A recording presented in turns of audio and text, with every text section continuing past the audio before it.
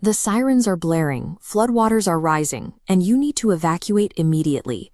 You pull out your phone, open your ride-hailing app, and find that the fare to safety has suddenly surged to 5 times the normal rate. This isn't a software glitch or a network hack. It isn't even a case of individual drivers deciding to raise their rates to exploit the situation.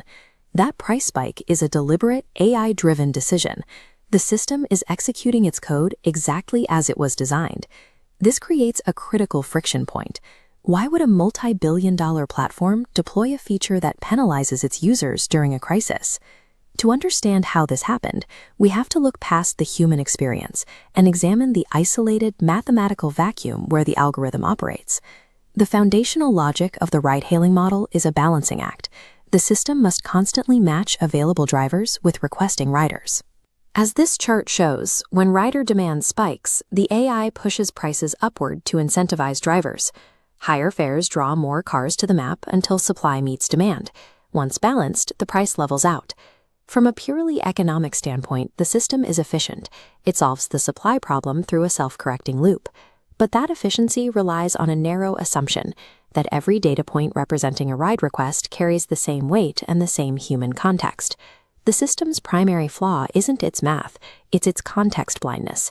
To the algorithm, 10,000 people leaving a sold-out concert look identical to 10,000 people fleeing a public emergency.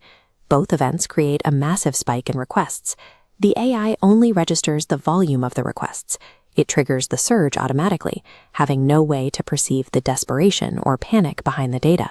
This highlights the gap between algorithmic optimization, which focuses on revenue and supply, and strategic positioning, which requires maintaining the long-term trust of the customer.